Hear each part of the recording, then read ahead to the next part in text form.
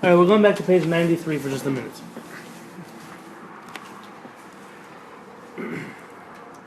In section 81 on page 93, the rabbi responded. The king was saying how it is that Judaism developed. You know, what was it? Who are the missionaries? Which king helped them along? Who convinced people to believe in Hashem's word? And the rabbi responded, only rational religion, rational here meaning man-made, that have originated from human sources, evolve this way. Then when this type of religion succeeds, the founder will say that he was aided and taught by the Creator and the like. So first off, man-made religions always start by men forcing other people to believe in whatever it is that they want to pass off as ideology. And then, oh, you see, God helped us. Meaning, it always works the opposite way than it should work. On the other hand, a religion that actually originates from the Creator will arise instantaneously. God just says, let it be, and it will be, just like the creation of the universe. Meaning Judaism, unlike other world religions, started with what kind of roots?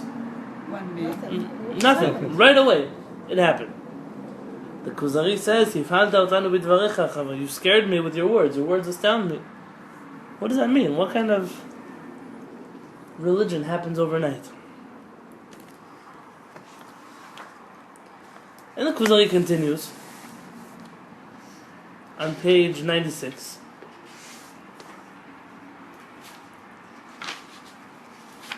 Their leader and their priests, namely the divinely favored elders Moshe and Aaron, respectively, were 80 or more years old when they prophesied. Up until that time, the people did not have any commandments, other than the few commandments they had inherited from superior individuals in the generations, from Adam until Noach. Whereas I see here that he brings down in the footnote, like the 7 mitzvot of Noach, Ever Minachai, he mentions Noach, but there are more mitzvot that Shabbat was given to us before. The prohibition of Gid Hanasheh. Do you remember Gid Hanasheh? You didn't remember that? No, that's Ever Minachai. Gid Hanasheh was from Yaakov fighting with the angel. What was the rule that came from there? You can't eat the Right, so I mean, you have a few mitzvot that come before the giving of the Torah. You have a few mitzvot that we find before the giving of the Torah. So that's what he's referring to here. Afterwards, Paro pursued the Jews into the desert. However, the Jews did not require weapons with which to protect themselves, nor were they trained warriors. Instead, God miraculously split the Red Sea for them, and the Jews walked safely through. God then drowned Paro and his soldiers and cast their corpses on the shore where they were seen by the Jewish people. The story is long and well known.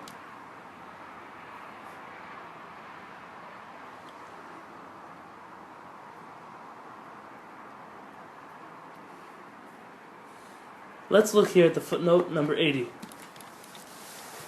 Rabbi Kropkin points out the rabbi feels it necessary to point this out, based on what he stated in Kuzari 181, which is what we read before, that Judaism, unlike other religions, sprouted instantaneously. One may challenge this by arguing that first there existed 7 commandments, which then evolved into many more, but the rabbi rejects that. The original 7 were not given exclusively to the Jewish nation as part of their new religion.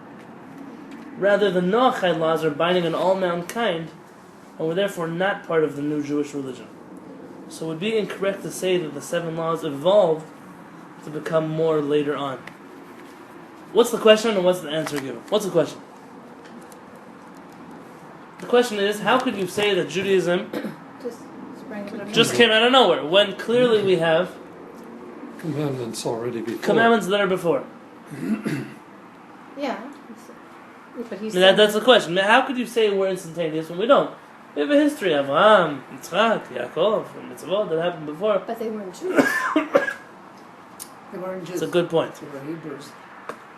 But here he's mentioning, see, we had the 7 laws of Noach, so how come those don't count as 7 laws, which later evolved into 613? What is his answer? He quotes a book, O.N., he tells you in the beginning what these people stand for. ON will stand for,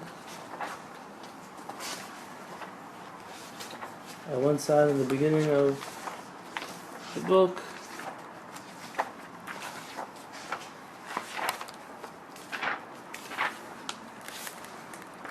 okay, I don't know to tell you. He has a collection of commentaries that he used when he was translating this book, and he has in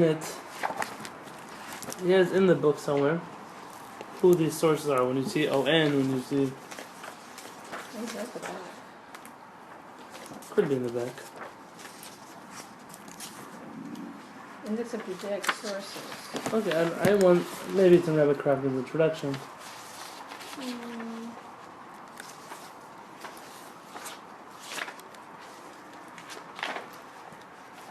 Here, on page XVIII. ON is a book called Otsar Nechmad. There must have been a book on the Kuzari. Oh, here. It's on the Oh, yeah, it is. In the preface. The Rabbi Israel Halevy Zamoshitz from Zamosh. I was in Zamosh. The ancient synagogue of Zamosh is actually a Sephardic synagogue in Poland. Oh. Jews went from Spain to Portugal to Turkey to Egypt and then fled back to Poland. Yud Lamed Peretz, the famous Yiddish author, is from a Sephardic family. He's a Yiddish author because he was born and raised in Poland, but he went to that synagogue in Zamosh, which is where the book was written. So Tzal Nechmad asks a good question. I don't think his answer is a good answer, with all due respect. The reason is, we just showed that there were more than 7 mitzvot of B'nai Noach. Meaning his answer is true if there were only 7 mitzvot. If there are only 7 mitzvot, they don't apply just to Jews, they apply rather to everybody. So if they apply to everybody, it's not that the Torah evolved from the 7 mitzvot, rather the 7 mitzvot are one thing, the Torah is another thing. But it's a mistake.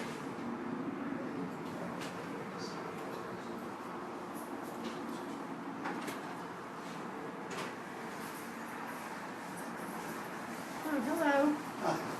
But it's a mistake to say such a thing.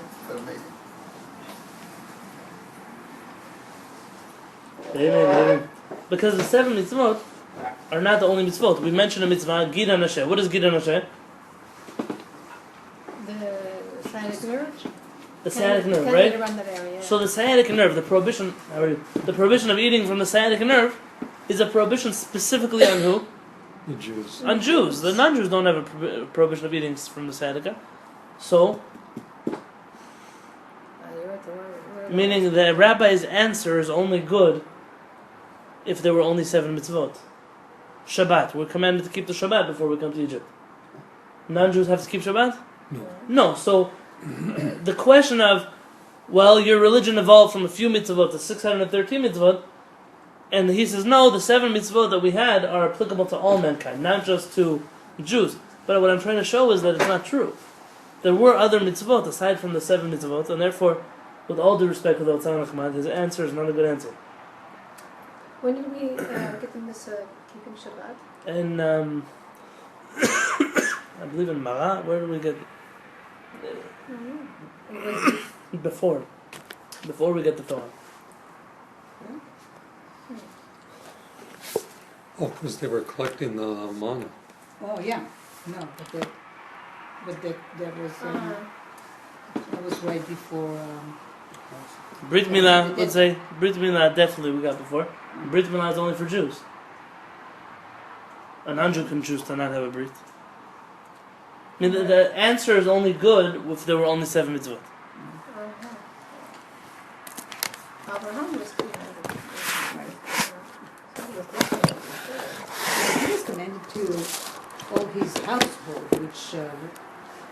which includes Ishmael, right? right, and servants and stuff, they were not Jewish. So maybe there were just some things given to a few people, but it wasn't meant to be for the whole, Right. all the Hebrews. Well, it's important to point out that Avraham, Yitzhak, and Yaakov were not Jewish. Nobody was Jewish before Sarah. They're our forefathers, but they weren't Jewish. See, if they were Jewish, Ishmael would be Jewish too. And Esav would be Jewish also, Well, no, Ishmael wouldn't because he's from a different mother. if Judaism went by the mother. There are some sources to indicate from the Torah that there was a time, at least, where Judaism may have gone through the father. That's not the halachic standard, but it could be. It could be such a thing. It's not for this class, not for right now. So the question is a good question. We have Avraham, Yitzhak, Yaakov. We have 12 tribes. They all come to Egypt. They have rules. You can't say that we were born one day out of nowhere. Rabbi Yehuda Halevy is making a claim that's false. Unless there's something about his claim that we don't understand.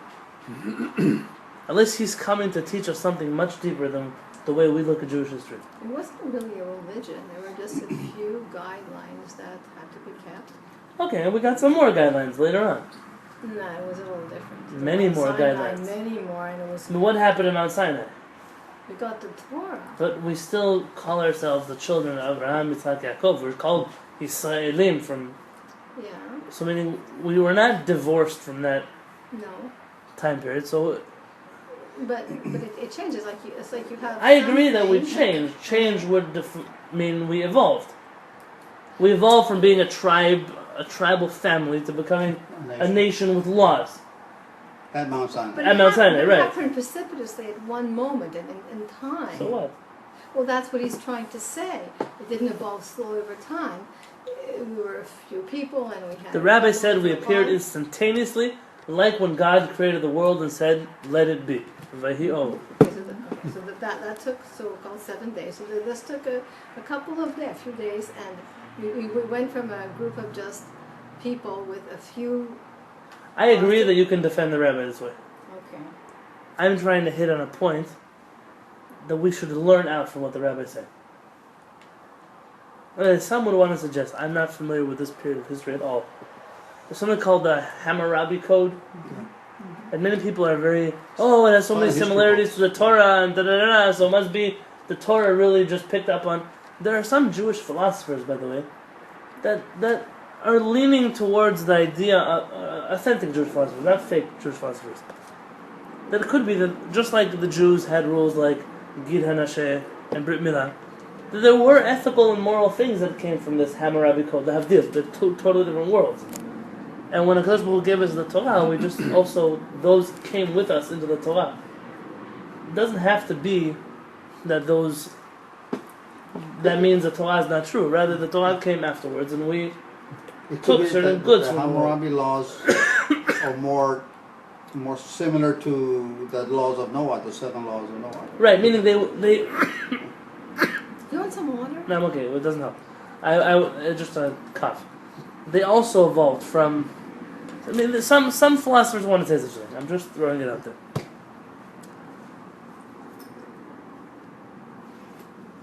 Paro, before Mount Sinai, tells his people, Vayomer el Amo, he tells his people, Hine am b'nei Israel, Rav v'atzum mimenu. The people, the Jewish people, Paro says about the Jewish people are so huge, they're one day going to become even bigger than us. Oh, okay. Meaning, so what do you see? You see by Paro that he already refers to the Jewish people as a huge nation. So Rabbi Yehuda Halevy's claim that we were born at Mount Sinai, there's something deeper there that we have to understand. Do you remember the first question I ever asked in the Kuzari class? Rachel's gonna check it. Maybe it's not the first question. Maybe it was the second No, I question. remember we were talking about he went to visit the Christian and then he visited the Muslim. Oh, I think the first question is, how would you like to have a Kuzari Oh, class? there you go. יפה, זה רבי יהודה הלוי רוצה לומר לנו שלפני שלומדים תורה צריך לדעת מה זה להיות יהודי. Okay, that's where we start. See, you have to, before we learn Torah, we have to know what it means to be a Jew. That was a deep statement that I'm going to explain again. I don't know what you said. Is that? I just translated it for you. Oh. It's a deep statement, and we're going to explain it right now. Can you The repeat that Jewish again? people- A little slower. You know what she reminds me of? Rabbi Rosenbaum, who was here for my son's brit. So he married the Rosh Hashiva's daughter, the Rosh Hashiva of Mary Israel's daughter. Which technically meant that he at a certain point should have become the Rosh Hashiva. He likes his job of teaching 12th graders, and he's turned down that offer many times. But on a level of brilliance, definitely could be the Rosh Yeshiva. You don't. Rabbi Rosenbaum, listen, I'm on record, so I don't know if it's true or not. If he heard the story, maybe he'll laugh at me like, "Oh, you believe the folktale?" I think I'll take it out. According to Ner Yisrael tradition, Rabbi Rosenbaum was in the Rosh Yeshiva's class. His name was Rabbi Kalevsky. And Rabbi Kalevsky was giving shiurim only to the most advanced guys in the yeshiva. And Rabbi Rosenbaum was in this advanced class. You know, the way it works in Lithuanian yeshivot, it's not like other styles of learning. In other yeshivot, the rabbi comes, teaches the Talmud, teaches this, translates, reads some commentaries, and go home. In Lithuanian yeshivot, the rabbi is you will never hear the same class from another rabbi. The rabbi spends his whole life coming up with his own chidushim, his own insights into the Talmud. And essentially, you're supposed to learn all the stuff you would learn in a class on your own. And when you come to the class, you have 3 hours of preparation time to read the Talmud, read the sources, read the commentaries, and then he comes and gives you his own novel interpretations. So that's the way it works with Lithuanian yeshivot. So it's like a very brilliant thing, and if the higher class you go into, the less chances you have of actually understanding every word he's saying. So if this is the highest class in the yeshiva, and this is Rabbi Kalevsky's class, everyone is writing down notes, because they're not able to comprehend everything now. They're not able to comprehend everything now, but they will be able to if they take notes. Later on, when they mull it over and they figure it out. So what happened was that about Pesach time, so let's say 9 months into the year, 8 months, I don't know how many months that is into the year, Rabbi Kalevsky calls Rabbi Rosenbaum aside. And he tells him, "I want to throw you out of the class." So what happened? He said, "I want to throw you out of my class. You don't deserve to be in my class." So what do you mean? I'm learning well. Rabbi Rosenbaum said, "What's the problem?" He said, "You've been in this class for almost 8 months now, and you have not taken notes since the day you came to my class. That means you're not a serious guy. That means you're not learning. That means, what are you doing after the class?" And Rabbi Rosenbaum looked at him and said, "Well, I remember everything you ever taught." Yeah, right. 8 months worth of classes every day for an hour and a half a day. Every word I ever taught. He didn't realize Rabbi Rosenbaum has like a photographic memory. And he asked Rabbi Rosenbaum, "What was the first class I gave last year?" And he started telling him word for word, what was in the class. Oh my gosh. And then, I've got a daughter for you. And the rest is history. Well, so she's like looking back already at what we said in the first class. Yeah, but I didn't remember. It's what you reminded me of, you see? I have to write. What I want back to the recording. What I want to share with you, by the way, is when I think of rabbis, the caliber of rabbis that Hashem let me study by, we're a sad excuse for rabbis. There are Talmidei Chachamim in the world. The Tanakh, the Shas, the Poskim, it's by heart, the back of their hands. Then you ask them a page on the Gemara, you tell them which side of the page, how many lines down, they'll start reading it to you by heart. You go to Rav Peretz and you ask them a question in all 4 Chalakim of Shulchan Aruch. Any question, from the laws of Mezuzah to what happens if a Mamzer comes and wants to marry a Kohen, or any halakha you want, how to write a Sefer Torah, to the laws of Shechita, he'll give you an answer. Because there's no halakha he never learned in his life. It's a caliber of Talmidei Chachamim. Sometimes I hear, this one is a famous rabbi. Famous he could be, but is he really a rabbi? Is he a Talmid Chacham? Did he learn? And so we have to know, there are people, when I say something's above my pay grade, say I have to call Yerushalayim, there's a reason we call Yerushalayim. It's because you have to know that there's a whole other world of Talmidei Chachamim. When you sit with Rav Chaim Kanievsky, and you ask, there's a famous song we sing in the yeshiva world, on Shavuot, and it's written in Zohar Aramaic. The problem is it's not in the Zohar. So nobody knows where the song comes from. Because it sounds as if you're quoting the Zohar, but it's not actually in the Zohar. And it's Aramaic, so that means it could come from a number of books. It could come from the Talmud Bavli. It could come from the Talmud Yerushalmi.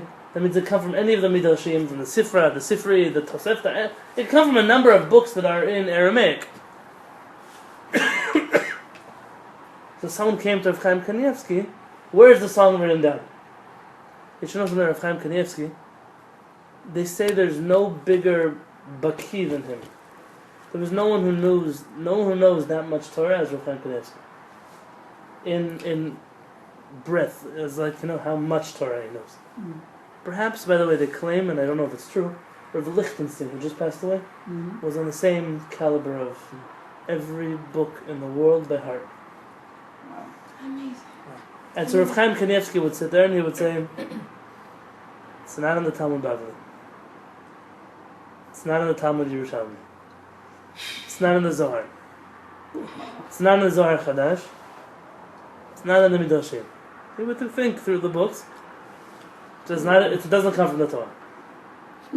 And they looked, and we found two sources. It's either from the Vilna Gaon or from Rabbi Meir Shapir of Lublin. Ironically, one's Hasidic and one's absolutely not, but both of their students sourced the song to him. But these are rabbis, you go ask them, and he'll do that, and he'll tell you, oh, I found it. It's in the Talmud Yerushalmi, on this page, in this Masechta. These are people who Torah was their life. It's something you can't even fathom. Rabbi Ruderman, the founder of Ner Yisrael Yeshiva, he was famous for this. This was like his talent. I'm getting sidetracked, but it's important. Stories of Talmidei Chachamim. Once I saw somebody ask the Kal of a Rebbe, sending his son to yeshiva, and he wants to know what he should learn with his son to prepare him for yeshiva. He said he should go to the store and buy books of Sipurei Tzadikim, stories of Tzadikim. It's like, so you read to like kids in kindergarten, stories of Tzadikim. So what do you mean? Like which Gemara should learn with him? Stories of Tzadikim. I said, why? Because from all the things a person's ever going to learn in his life, the only ones that he's ever going to remember and they're going to have an impact on his life positively are stories of Tzadikim. Who remembers what Dvar Torah did they say 2 weeks ago at the Shabbat table? You have no idea. I guarantee you have no idea. Because you don't remember certain things. The story of a tzaddik, these are stories that last you forever. So Rabbi Ruderman, he also was famous. There was a Rosh Yeshiva who used to come to Baltimore. And he would always give a speech. And what he would do is he would quote, when he would quote like something from the Talmud, he would say, Rabbi Ruderman, you know the Talmud better than me. What page is this on? So Rabbi Ruderman would say what page it was on. The problem is sometimes Rabbi Ruderman was wrong. It wasn't on the right page. Like the guys would look it up, and it wasn't on the right page. So they finally realized this Rosh Yeshiva would come, and he outwardly made it look like Rabbi Ruderman was so smart, but technically he was embarrassing Rabbi Ruderman on purpose. That's what they were convinced. So the next time they came to the yeshiva, this rabbi, they made a boycott. They're not going to come to his talk until he stops embarrassing the Rosh Yeshiva. And so they approached this rabbi, how could you do this to our Rosh Yeshiva? And he said, you don't understand what I'm doing. He says, I learned with Rabbi Ruderman when we were in Slobodka, in the yeshiva in Slobodka. And the Talmud that we had in Slobodka that Rabbi Ruderman used is before they printed Rashi and Tosfot into the Talmud. You know, there's like commentaries on the side, and so therefore they're standardized pages. He said Rabbi Ruderman used to use it was a book, just Talmud. There was nothing else in there. And so when I ask Rabbi Ruderman what page is something on, this is what he does. He imagines the page of Talmud, and he puts in the Rashis and the Tosfot by heart, and he estimates what page it would fall out on if you printed the Talmud like that. Whoa. He said that if your rabbi is 1 page off or 2 pages off, it's not such a big deal. So Rabbi Ruderman once needed a ride somewhere. Well, first off, he would go for walks very often, and he would get lost because he wasn't thinking about where he went. He would find himself in random places in Baltimore. This is before the yeshiva. This is when you still knew the yeshiva on Garrison Boulevard. Yeah. It was in the middle of town. It wasn't like today where it's off campus in the middle. Well, it wasn't. It was considered a very Jewish suburban kind of thing. Right, but there were houses and stores and. Oh, well, there was houses, and there was. I mean, it was like it was was not a real city neighborhood. Not a It was sort city of like- neighborhood. It was sort of like a little out. Suburbia. It was a little going. But not like today where you could walk Yeah. all day long in the same campus, so you wouldn't get lost. Right. So Rabbi Reuben would go for walks, and one day he got lost. He didn't know where he was. So he gets to the phone booth and he calls the yeshiva. Can someone pick me up? I don't know where I am. Well, where are you? We're going to send a car. Yes, I don't know where I am. So what's the sign that's next to you? Looks up, it says telephone. And they send some cars out to look for Rabbi Ruderman, and Baruch Hashem, they found him. So Rabbi Ruderman once needed a ride to a wedding hall. And you know, like in normal Lithuanian yeshivas, the rabbis never drive. So there's always someone who drives the rabbi. So Rabbi Ruderman got a ride. And you know, people fight for the honor of driving the rabbi. So this guy got to drive the rabbi, but the problem was he didn't know where he was going. He was going to a wedding hall, a little bit outside of Baltimore, but he'd never been there before. And he tells Rabbi Ruderman, I've never been there before. Do you know how to get there? Rabbi Ruderman doesn't drive. Everyone says, yeah, sure, I know how to get there. Follow my instructions and we'll get there. Okay, so Rabbi Ruderman tells him, oh, here you make a right. Here you make a left. Now stay here for a while. 10 minutes. Okay, make a U-turn, come on. Finally they ended up after 45 minutes at the wedding hall. When they get there, so someone asked, how'd you get here? You didn't know how to... He said, Rabbi Ruderman gave me instructions. He said, Rabbi Ruderman doesn't drive. He doesn't even know where you are. So they all look at Rabbi Ruderman, how'd you know how to get here? He said that he has, whenever he gets on the car to go to a wedding, he starts reviewing Mishnayot by heart. And so he always knows that when they go to this wedding hall, when he finishes Masechet Brachot, they always make a right. And by the time he's in this chapter of Masechet Shabbat, they make a left. And when this finally finishes okay, so that's when they make a U-turn. And he said he remembers, so that's what he did. Whenever he reached the spot, he told them what to do. It's not somebody who lived 500 years ago. This is somebody who my rabbis learned from. In our generation, not some long time ago. We have Talmidei Chachamim. So when you see, how could that rabbi say that? Take it in perspective. The big rabbis, the big tzaddikim, they don't act like that. They don't talk like that. They don't do things like that. How do we get here? What was the question? What was the question in the first class? Very good. I should ask what was the question 20 minutes ago. The question in the first class was, are the Jewish people a religion? Are we a people, a nation, or are we a religion? We're people. What was our proof? We have religion, Well, we had a blessing we make on the Torah. What's the blessing we make on the Torah? Asher bachar banu mikol ha'amim. You've chosen us from all the people. V'natan lanu et Torato. And then you gave us the Torah. Meaning, before we received the Torah, we were a people. We were already a nation. So what are the Jews? We're a nation. What are the signs of a nation?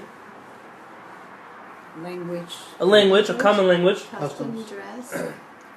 A common country.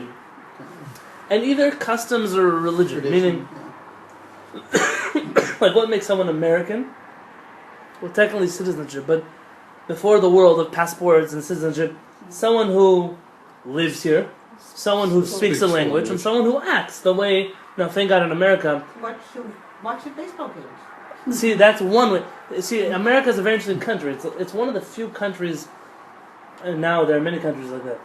But it's a country, it used to be like if you were Egyptian, you only did things the way Egyptians did them. And that's why there was so much pressure to assimilate into Egyptian culture. In America, technically, you can be an American with 1,001 different cultures. There's not necessarily a common custom or religion you have to be an American. There's a special thing about America, which means, why are Jews assimilating? That's the big question, because you don't need to assimilate. You could be Hasidic and Bar Park and speak Yiddish and have long curls, and you're still just as American as the soldier in Iraq because that's the way this country was built. It's a special thing about this country. But assume that those things... When we were in Egypt, were we a nation? We were people. We were a people. We didn't have a land. I don't know what word people means. Were We we a had a nation? language. Yes, we were. Did we have a Because land? We had language. We had our language and our dress. Well, we were in a separate Our field. names. That's right. Names doesn't make you a nation. That's true, But we had a separate field area. The language. We did have our separate field area, Goshen, where we... Yeah. Our rabbis say that when we were in Egypt, we died. The Jewish people died. And we only came back to life in Har Sinai. As a nation, we were squashed. We were slaves of another country. We were oppressed. People could kill us without asking us. They murdered our children. They threw them into the rivers. Egypt was a pretty bad deal for the Jewish people. Yeah. And our rabbis say that because all the Jewish people were there, essentially, as a nation, not as a religion, as a nation, we died. That exile was tragic for us. And therefore, when the Jewish people come back to life in Har Sinai, essentially Rabbi Yehuda Halevi is right. It wasn't just a continuation of what was, because there was nothing to continue. When we came out of Egypt, that's when we became a new nation. We became an entirely new people.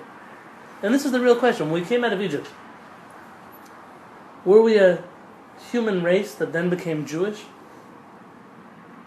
Or at Har Sinai did we become reprogrammed from head to toe as Jews? What I'm asking? Are Jews human beings with a religion? Or is being Jewish a different category of human being? Not better or worse, just different. You know this is a classic Jewish argument. There's no right answer about this question. They say that Jewish people have different DNA. I mean, if you go and look at the DNA. I don't think it's true, because if it was, we'd very easily be able to know who's Jewish. They say it. That there's certain DNA, especially with Kohanim, that they can trace that they've been Kohanim. Now, I don't know about other people, if you know. So I'm not a Kohen, so I'm going to assume that my DNA is the same as 99% of the world's DNA. Maybe not. Okay, so we'll have to take a DNA test. You know, because I just think that there's Now all the DNA can prove, Shayna, is that we came from one person. Okay, or we can't. But it does not tell you, because there's a lot of intermarriage. And the DNA and Jews, Judaism allows for people who are not Jewish to become Jewish, just as Jewish as Avraham Avinu or Moshe. So you can't. So meaning, I really, you know, like when I gave blood, they said, well, you have B blood, and that a lot of Jewish people have B blood. 20% of the Jewish people have B blood, but only 8% of the general population have B blood.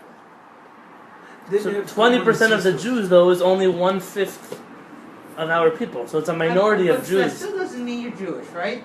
It doesn't mean you're Jewish. That's true. That's true. We could start checking blood types, though. I'm sure there will one day be a synagogue that checks people's blood types.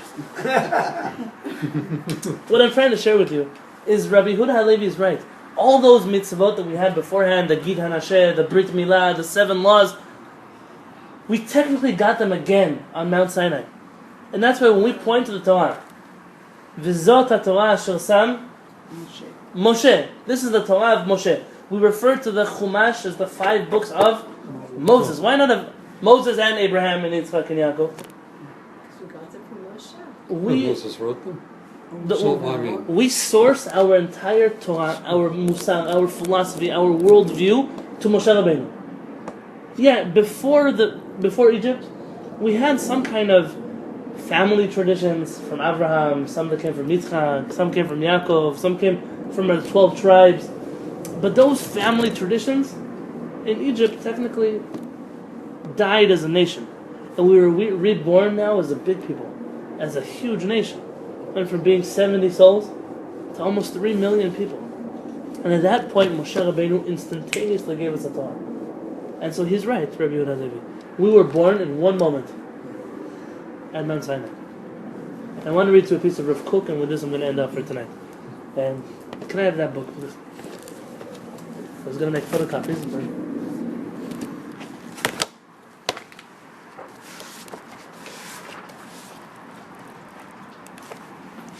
have we ever learned Rav Kook together? No, we should. Quoted Rav Kook, but have we ever learned him together? No. So then, we should. Reading Rav Kook is a treat, but only when you understand it. Reading Rav Kook can also be a nightmare, because his Hebrew, he would confuse King David, who wrote Kehillat. It's tough Hebrew. It's like the Shakespeare of Hebrew writing. Like, you have to really know. There's 2 ways to know Rav Kook. Either you sit there for years understanding his Hebrew and learning his style, or you have to learn Rav Kook from his children or students. So that's why when I learn Rav Kook, I have Rav Aviner's commentary on it, because Rav Aviner is a student of Rabbi Tzvi Huda Kook, Rav Kook's son. So he directly learned Rav Kook from Rav Kook's son, who learned it from his father. It's a pretty reliable source on how to read Rav Kook. Rav Kook asked the following question. Are we first humans and then we're Jews, like I've mentioned many times in my classes? We have a basic humanity that we share. And on top of that humanity, we're Jews. We have a religion, we have customs, we have a way of life, we have a belief system, we have a people, but it doesn't separate us from the rest of humanity. It's just something that we have that the rest of humanity doesn't. Or are we a separate species of humanity called Jews? What are we? Now, I know it's not a politically correct question. This is not meant, God forbid, on a racial level. This is entirely on a spiritual level. Meaning, are we, in our spiritual DNA, I don't know physical DNA, in our spiritual DNA, are we programmed entirely different than the rest of the world? Or are we humans who make a choice that we also want to have Judaism on top of us? This is a question. And by the way, this was the huge fight, if you remember, between Between Rambam and... No, in Monday class, between Rav Kook and Rav Uziel. Very good. Rav Uziel felt the conversion process shouldn't be so complicated. Because technically we're all humans.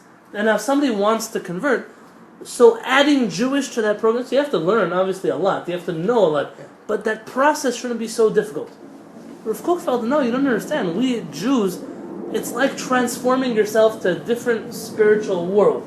And therefore that process should take years and years and tests and rejections and all kinds of things. But that has become the standard in the Jewish world today, unfortunately. Rav Kook's standard. Rav Uziel says, listen. Right. Well, they ignored the Rambam. Rav Uziel is saying, listen, I understand that according to mystical, Kabbalistic interpretations of Torah, conversion is like a total transformation, like being reborn. But we're not Kabbalists. We're Jews that have a Torah and Halakha. And in Torah and Halakha, conversion is a pretty simple, I mean, not simple as in anyone can do it, but simple as in it's not that complicated of a process. There was a big fight about it. Basically, Rav Uziel lost. I can only tell you. There are a few Sephardic Batei Din that still follow this style, but unfortunately, more and more rabbis who have been speaking up for Rabbi Uziel's approach are getting shut down around the country for various reasons. This country and in Israel. The people who are very much into the Kabbalistic point of view, that think that the Jewish soul is different from those who have a different perspective from people who are more rationalist. But what does it mean? When Kabbalah says that Jews and non-Jews have different souls, just like Kabbalah says that Jews and Jews have different souls, just like Kabbalah says that someone who's from this kind of place and that kind of background and this, when the Kabbalah says different souls, only a fool would understand it to mean that people are different. Nobody knows what Kabbalah means when Kabbalah says someone has a different soul. It's a very old argument. But it's a silly argument. Because we're arguing about things that we don't understand. What is a soul? Well, if I don't know what a soul is, then how can I say this soul is different than that soul? It's written in the Tanya. But I don't care what it says. The question is, practically, what does it mean? What can I do with it? So people who read these sources, there's a reason why our rabbis didn't agree to teach Kabbalah to people before a certain amount of Torah knowledge. Because Kabbalah can be very dangerous when studied by ignoramuses. That's the problem. See, a Kabbalist would never say, oh, you're not Jewish, you have a different soul. But somebody who doesn't know Kabbalah can say such a thing. Because they don't really know what they're talking about. But they're using texts that are dangerous. Yeah? That's all I'm saying. See the Tanya, you quoted Tanya. The Tanya is a classic work of Kabbalah that Kabbalists break their head trying to understand. So when every Joe Schmo thinks he can study Tanya, and better yet, every Rabbi Joe Schmo thinks he could teach the Tanya, there are still Kabbalists in Jerusalem who are trying to figure out the Tanya. So who are you to decide that you're going to teach a mystical text to the whole world? It's an interesting thing. I remember we studied with one person in Israel. I used to learn Tanya. I even gave a Tanya class. The only reason I gave a Tanya class, I saw people who are not qualified teaching the Tanya, and they were doing a lot of damage with it. So I'm not a Chabadnik, but the Tanya is all of our books. I mean, it's part of the Jewish library. So I decided I was going to give a class and teach it differently than the way anybody else would. Could be that, I don't know, someone who learned Tanya from Tanya sources will think that I'm a heretic. But, okay, so we learn it different. That's another thing we disagree on. But let's read Rav Kook. This is Rav Kook's question. You're right. According to Kabbalah, there's going to be one view. And according to rationalists, I don't like that term. According to halachic Judaism, there's going to be a different understanding. Let's just read Rav Kook together, and with this we're going to end for tonight. Rav Kook says, "Tzuratam shel Yisrael zechad yitbarer." We have to figure out what is the definition of a Jew. אם האנושיות הכללית של תוכן האדם עומדת היא בה בצביונה כמו שהיא אצל כל העמים ועליה נבנתה הצורה הישראלית המייחדת, is it that we have a basic human build-up and ועליה, and on top of that we have a Jewish package attached to us, או שמעכב עד ראש הכל הוא מיוחד, or from our heel to our heads we are entirely different than the rest of the world. That's the question. The Birur Zeh says Rav Kook that in order to understand, to answer this question, צריכים להשתמש במקורות שונים. We have to use different sources. From the Torah, from our minds, from history, from Kabbalah. And he says, and this is interesting because this is not actually Hebrew, ולפעמים גם כן פוליטיים ואקונומיים. Translate that one for me. Sometimes you even have to use what kind of sources? Politim. What is politim? Political and economic. Meaning you have to also look at practical world that makes up human beings.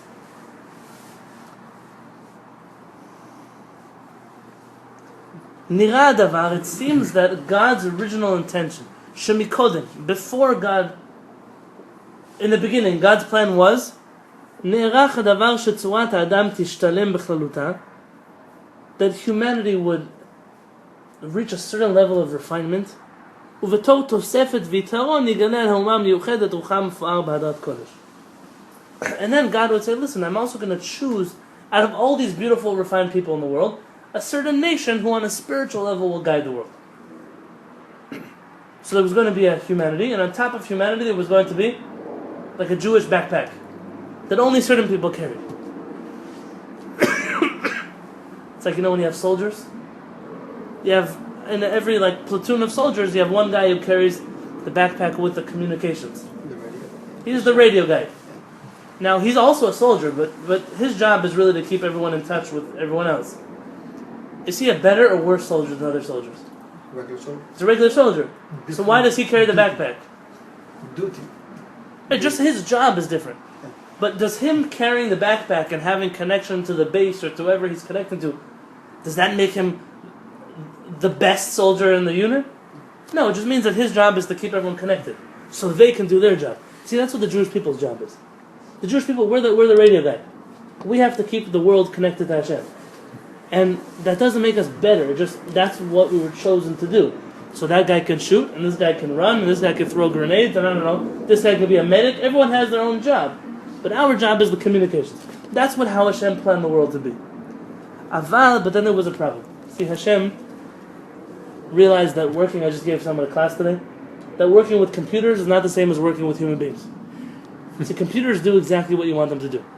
You tell them, you know in 2 years what's going to happen to your computer. You know in 3 years it's probably not going to work anymore. You know, human beings, today they're your friends, tomorrow they're your enemies, 3 days from now they want to make up with you, a week from now they hate your gods. Human beings are unpredictable. So even Hashem, so to speak, you have to understand, so to speak, Hashem, He knows what human beings are going to do, but we ruined humanity.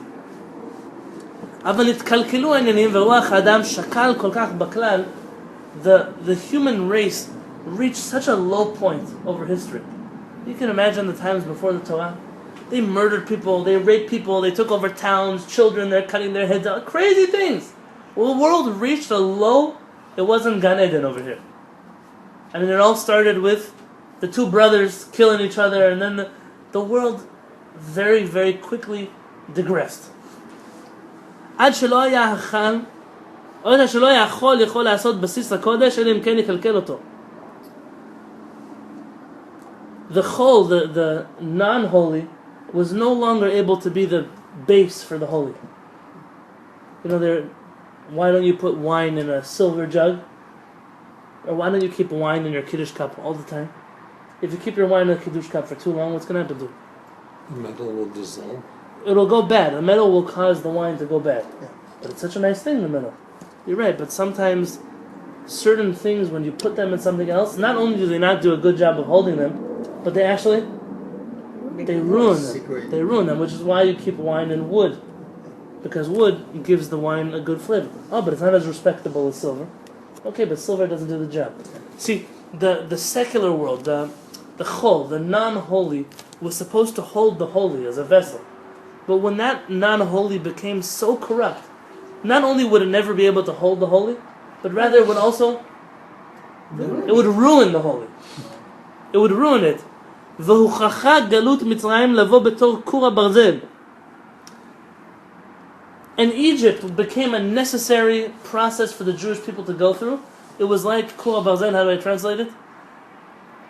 Steel? Melting pot. melting pot. Melting pot. It became the melting pot for the Jewish people, meaning Hashem planned the world to be one way. Humans, and then on top of that there was certain humans that were going to be Jews. Hashem said, hey, this plan isn't going to work anymore. Humanity has reached an all-time low. I'm taking the Jews, I'm throwing them back into the furnace. That was Egypt. Egypt was such a low place, Moshe Rabbeinu wasn't even able to pray there, you know that. The Torah tells us that whenever Moshe would pray, he would go to the land of Goshen, where Barry said the Jews lived. Because he could not pray in Egypt. Vayetze michutz la'ir, it says. Moshe Rabbeinu, whenever he would pray, he would leave the city. It was so polluted. It was such a bad place. The Jewish people had to be thrown there. שצרפה את צד האדם שבישראל עד שנעשה לבריאה חדשה וצורתו החולית נטשטשה לגמרי. Hashem recreated the Jewish people in Egypt. And when he let them go, yeah, they were the same material that was before, but an entirely new creation. It was a new being. Vehuchal goy pam echat. And then we immediately became a people. Al yidei hagarin haenoshi letzura shemirosh vad ekev kula Yisraelit. We transformed from humans who had a Jewish element to them to being entirely Jewish. And then there were two sides that were given to us. One was Yaakov. Yaakov was us before, when we were still part of humanity. And Yisrael was the second part, where we transformed entirely into Jewish beings. The way his name was changed. Very nice. Very nice. Those were the two sides, before the name was changed and after the name was changed. What does it mean practically? It doesn't mean that we're better or worse. Again, it's a mistake to understand chosen that way. What it does mean, though, is that Rabbi Yehuda Halevy is not wrong when he says the Jewish people were born instantaneously. Yeah, they had a history, but the world didn't cooperate with that history, and we had to be sent to Egypt, melted down, and reformed again. And when we were reformed again, Hashem said, listen, this time, it's not going to be so easy. This time, we're going to be entirely Jewish. That's, by the way, why someone who does convert to Judaism goes through a process, like the Jews did where? In Egypt. Not in Egypt. We don't send someone to slavery for 210 years. Where do we learn all the laws of conversion from? Abraham. When did the Jews convert? On Mount Sinai. Sinai. On Mount Sinai. We got a Brit Milah. We went into the mikveh. Where do we go to the mikveh? We went through the sea. And we accepted the mitzvot in ourselves. The 3 steps that a convert has to go through. The sea split. The sea split. But we learned that the Jewish people, it was like a mikveh. We immerse ourselves. And that's the idea. When someone converts and they immerse themselves in the mikveh, it's a transformation. It's like I'm doing what the Jews did when they went to Egypt. And when someone's underneath the water, they can't breathe. They can't live anymore. And when they come out, it's like a whole new life. It's like the Jews in Egypt. We could not exist in Egypt. And the moment we got out, it's like we took a breath of fresh air. And so when Rabbi Yehuda Halevy looks at the king and says, the Jewish people were born in an instant, that's the true answer. What the Otzar Nechmad says, the 7 laws, they apply to all mankind, there's a much deeper side to this whole equation. And I would love to learn Rav Kook with you, and the Maharal who talks about it, and the Zohar who goes into it. This is what Rav Kook has to share with us for tonight. And B'ezrat Hashem, this is something to understand, something to really think about. We are Jewish in our core. And Jewish doesn't mean like, gefilte fish and bagels and cream cheese and lox and I like chulent on Shabbat. It's a spiritual status. You see, when a person is Jewish and they're not connected, it's like the guy whose job is to have the radio, but he ran out of batteries. And so he can't do his job. So what does he do? He throws away the radio and says, "Oh, I'm now the medic." Sir, excuse me. You're not the medic, you're the radio guy. You can't abandon your post. He says, "No, but I used to be that, but now I'm different." That's like what the Jews all around us are like today. They got rid of the backpack. But just because they got rid of the backpack, it doesn't mean that they actually have a new job. They think they have a new life. Oh, we don't have Torah, we're this kind of Jew, we're modern Jews, we're that. It doesn't make a difference what you are.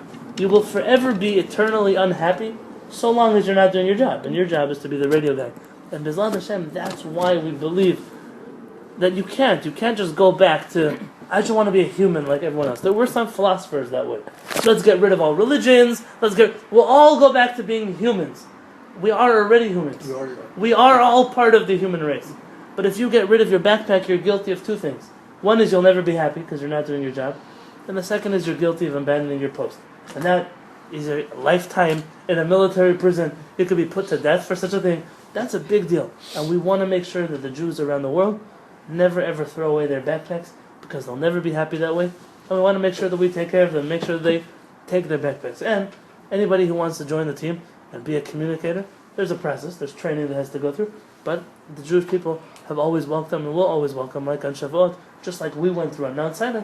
The rest of the world can also do it. And B'ezrat Hashem, we should only see good things. Barry, that's your cue for the recording.